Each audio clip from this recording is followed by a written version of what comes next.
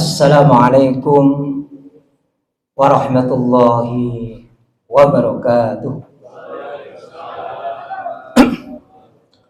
Alhamdulillah, alhamdulillahilladzi anzala ni'amahu zahiratan wa batinah, wa wallahu alladzi la ilaha illa huwa walal hamdu fil ula wal akhirah walal hukmu wa ilaihi turja'un. Asyhadu an la ilaha illallah wahdahu la syarika lah wa asyhadu anna Muhammadan abduhu wa rasuluh.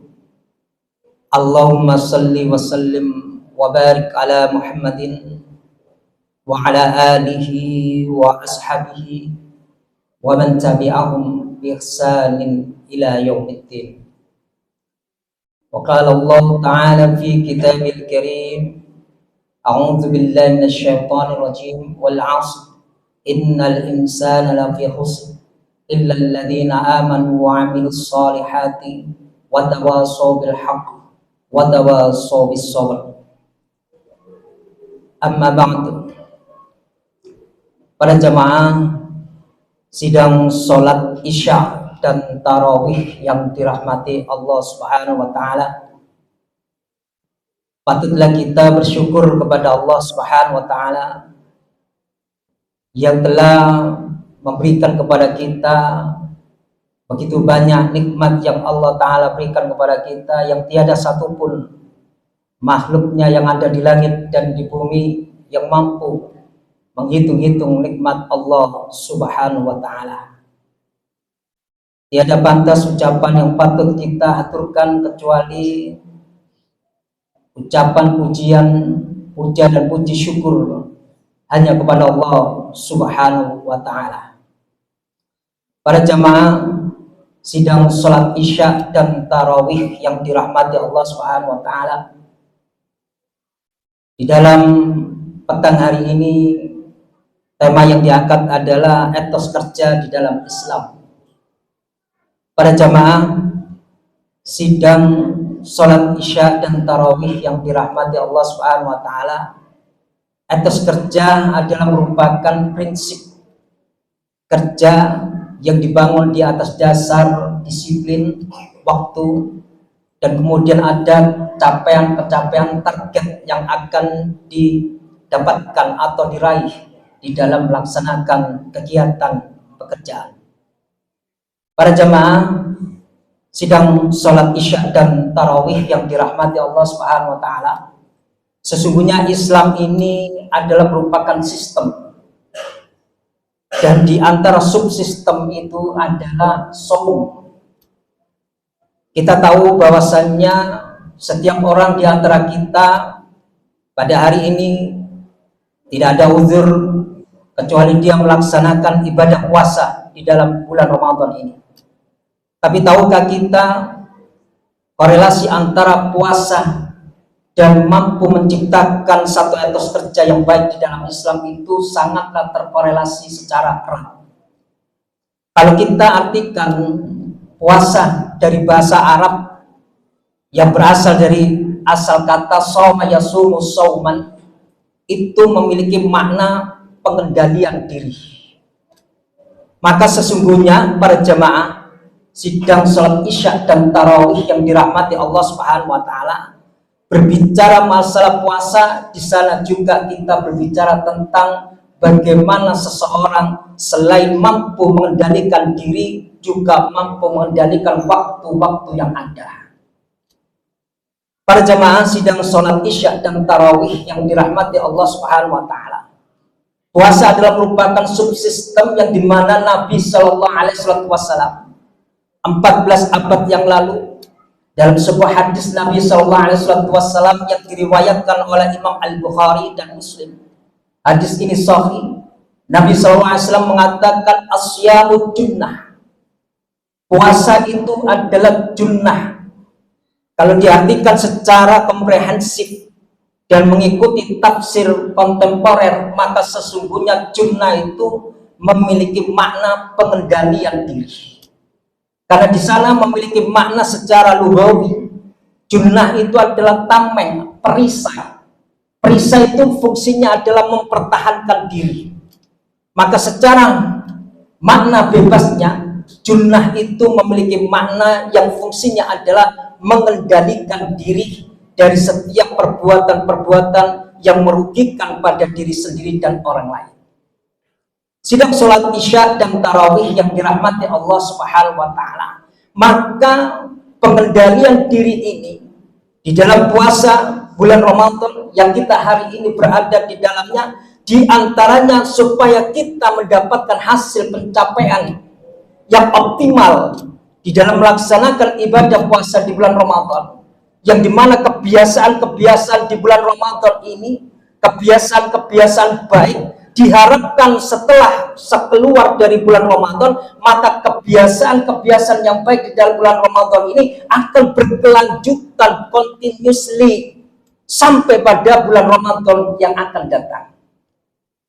Kalau kita memperhatikan para jamaah, sidang sholat isya dan tarawih yang dirahmati Allah Subhanahu wa Ta'ala, maka sesungguhnya untuk bisa sukses mendapatkan dari apa keutamaan yang di dalam bulan Ramadan, maka tiada lain dan tiada bukan orang-orang tersebut, hamba-hamba Allah Ta'ala, hendaknya dia mampu mengisi waktu-waktunya dengan amal-amal kebaikan. Amal-amal kebaikan ini ya yang dibangun di atas dasar ilmu. Ilmu melahirkan disiplin seseorang di dalam menjalankan amal ibadahnya. Karena Islam di dalam Al-Quran setiap kali berbicara tentang masalah pencapaian di dalam ukuran seseorang mencapai satu ibadah sunnah ataupun wajibnya, dia harus bisa memplanning sebelumnya jauh-jauh hari apa yang bisa akan dicapai sekeluar dari bulan Ramadan.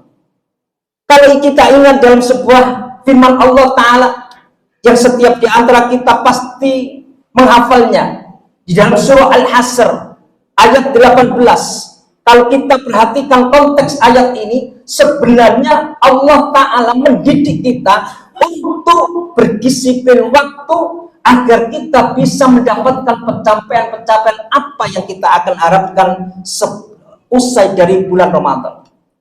Di dalam firman Allah Ta'ala tersebut, Allah Ta'ala berfirman, ya ayyuhalladzina amanu taqullaha wal tandur nafsum ma qaddamat lighad wattaqullaha innallaha khabirum bima ta'malun.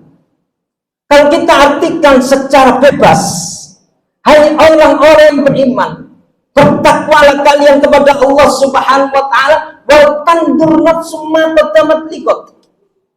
Hendaklah setiap pribadi kita ini memperhatikan persiapan apa, rencana apa, target-target apa yang akan dicapai untuk hari esok. Kalau kita sudah tahu rencana apa yang akan kita buat yang terkorelasi dengan pencapaian yang akan kita peroleh, maka sesungguhnya di sana kita berbicara tentang masalah etos kerja, prinsip kerja yang dibangun di atas dasar disiplin, dan disiplin waktu itu terkait erat dengan perencanaan dan target ukuran-ukuran apa yang akan kita capai sekeluar dari bulan Ramadan. Para jamaah sidang sholat isya dan tarawih yang dirahmati Allah Subhanahu wa Ta'ala, misalnya kita hari ini kita masih ada sisa waktu di bulan Ramadan ini, apa yang kita akan buat? Kita planning. Mungkin hari ini bapak-bapak yang mungkin ingin menghatamkan bulan Ramadan dalam minggu pekan-pekan ini, ingin menghatamkan satu kali pekan ini satu khatam Quran misalnya, itu juga merupakan planning. Ukurannya apa? Barangkali ukurannya adalah nanti sekeluar dari bulan Ramadan itu kita menjadi disiplin orang untuk senantiasa menjadikan Al-Quran sebagai bahan zikir kita, sarana mendekatkan kita kepada Allah Subhanahu wa Ta'ala. Itu yang pertama. Kemudian yang kedua para jamaah sidang sholat isya dan tarawih yang dirahmati Allah Subhanahu wa Ta'ala, maka sesungguhnya puasa yang di sana di dalamnya terkandung pendidikan tarbiyah Ramadan, yang menghasilkan manusia-manusia, pribadi-pribadi yang disiplin atas waktu-waktu yang ada. Sesungguhnya di sana Nabi Sallallahu Alaihi Wasallam 14 abad yang lalu telah memberikan satu warning kepada kita. Apa warningnya? Nabi SAW mengatakan, malam yada qawla zur wal amalu bih falaysa lillahi hajatun fi ayyada ta'amahu wa syarabahu. Kata Nabi SAW, barang siapa yang di dalam dia menjalankan puasanya tidak bisa menjauhkan dirinya dari perbuatan-perbuatan yang tidak bermanfaat, dari waktu-waktu yang tersia-sia, yang diisi waktunya di dalam bulan Ramadan ini dengan perbuatan-perbuatan yang tidak mendatangkan pahala di sisi Allah Subhanahu wa Ta'ala. Bahkan dia di dalam melaksanakan ibadah puasa di dalam bulan Ramadan itu, dia melakukan amalan-amalan buruk, amalan-amalan yang tidak ada manfaat bagi dirinya dan orang lain. Kata Nabi Sallallahu Alaihi Wasallam, "Falaysa lillahi hajatun fi ayyada ta'amahu wa syarabahu." Allah tidak butuh puasanya level puasa orang-orang seperti ini. Puasa level-level yang hanya sekedar meninggalkan lapar dan dahaga ini tidak diurus sama Allah Ta'ala. Allah tidak butuh puasa orang-orang seperti ini. Kenapa? Karena puasanya tidak dibangun di atas dasar ilmu, tidak dibangun berdasarkan planning, pencapaian target seusai dari bulan Ramadan ini saya nantinya dapat apa. Jangan-jangan sampai kemudian tetap di luar bulan Ramadan yang tidak bisa ngaji tetap gak bisa ngaji. Setelah dari bulan Ramadan yang biasanya dia senantiasa disiplin di dalam melaksanakan qiyamul Ramadan karena dia dibangun di atas dasar gugur kewajibannya, maka bisa dipastikan nantinya sekeluar dari bulan Ramadan dia menjadi orang-orang yang lalai di dalam melaksanakan qiyam, yakni sholatul qiyam. Maka pada jamaah sidang sholat isya dan tarawih yang dirahmati Allah Subhanahu wa Ta'ala, maka patutlah kita bangga sebagai umat Nabi Sallallahu Alaihi Wasallam, yang dimana Nabi Sallallahu Alaihi Wasallam memberikan pendidikan di dalam bulan Ramadan ini untuk menjadi manusia-manusia yang memiliki etos kerja yang baik, dibangun di atas dasar ibadah, dibangun di atas disiplin, dan dibangun di atas dasar ilmu. Para jamaah sidang sholat isya dan tarawih yang dirahmati Allah Subhanahu wa Ta'ala, bahkan ada sebuah hadis yang itu kemudian dilakukan, dinisbahkan kepada Nabi SAW. Hadis ini bukan hadis, tapi lebih daripada ucapan, dan itu pun diketahui oleh para ulama ahli hadis. Hadis ini terbilang dhaif jiddan, dhaifnya sangat, bahkan bisa masuk kepada dhaif hadis yang maudhu, palsu, yaitu naumus shaimi ibadah. Tidurnya orang berpuasa itu ibadah. Semua para ulama ahli hadis sepakat kalau tidurnya orang puasa itu dalam rangka untuk menjauhkan dirinya dari maksiat kepada Allah Subhanahu wa Ta'ala, daripada lebih banyak scroll digital, mengikuti program-program yang tidak meningkatkan ilmu pengetahuan terhadap agama, maka ini juga termasuk perbuatan yang sia-sia. Maka hadis ini terbilang hadis yang dhaif jiddan. Artinya apa? Puasa harus meningkatkan etos kerja yang tinggi, menjadi disiplin, kebiasaan bangun tidur awal, maka kebiasaan di luar bulan Ramadan harus lebih awal, terjaga waktunya, disiplin waktunya, sholat jamaahnya, tartil Qur'annya itu senantiasa dilakukan sekeluar dari bulan Ramadan. Maka demikian yang bisa disampaikan para jamaah sidang sholat isya dan tarawih yang dirahmati Allah Subhanahu wa Ta'ala. Maka momen Ramadan yang kita hari ini berada di dalamnya, mari kita jadikan pengendalian diri, kita jadikan Ramadan ini sebagai tarbiyah mengendalikan diri, terutama mengendalikan waktu-waktu kita yang ada, sehingga waktu-waktu yang ada di bulan Ramadan ini agar tidak terbuang percuma. Mari kita isi dengan amal-amal yang bisa meningkatkan keimanan, kualitas keimanan dan ibadah kita kepada Allah Subhanahu wa taala. Aqulu qouli hadza wastaghfirullaha li wa lakum innahul ghafurur rahim.